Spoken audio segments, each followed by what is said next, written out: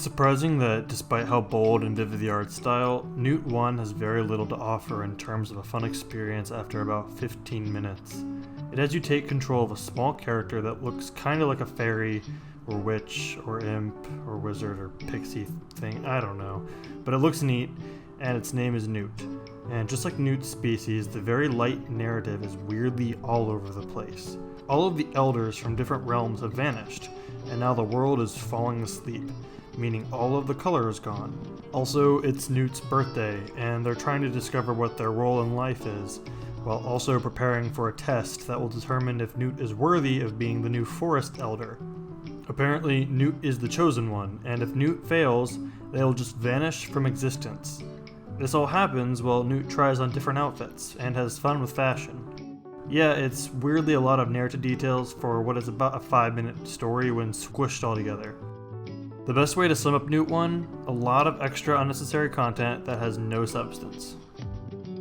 The gameplay in Newt One is akin to a very standard 3D platformer. When you start a level, every model in the level is in grayscale until Newt touches it. This will restore it back to its colorful state. The objective here is to bring back color to all of the realms by touching everything. It's not open world, but rather pathways that connect and overlap in a fairly linear structure in terms of progression. Even though the way forward is linear, there are sometimes different routes, but this is very seldom. And the paths often intersected, making traversal fairly quick to get around. At least it would if Newt controlled better. Unfortunately, Newt does not feel good to control. Newt can jump once. Just a single jump. Even more frustrating is how Newt moves. Rather than turn around, Newt moves backwards, much like a car. This made turning feel really odd because you are unable to obtain a sense of good control, and the attempts at trickier platforming are only hard because Newt's movement both in the air and on the ground is uneven. Sometimes jumping from the same spot to another, I would miss, because the jump didn't take me as far as the last jump. This lack of consistency in jump distance makes it frustrating to even want to push forward, and there are even times that I would glitch into walls and get stuck, ruining a perfect run challenge. On top of the lack of consistency, large spherical fields that Newt jumps into don't allow color to be restored. This mechanic adds nothing but more time, because as soon as Newt jumps into one, they can be turned off, wasting time that could have been used to add color to the world. A few power-ups are scattered in different levels, and they are required to progress forward. The power-ups certainly add value to the experience. A drum set creates a field of music around Newt that will color in the world and freeze platforms like water or lava. A set of wings helps Newt jump higher and allow them to glide long distances. Lastly, magic allows Newt to restore color to everything in their general vicinity. The magic wand is neat, but removes the need of touching every single object in the level, which is totally fine. Walking around and touching everything is a chore, and the early levels doing this drag on. That said, I wasn't sure if restoring color did anything outside of slowly turn the music up.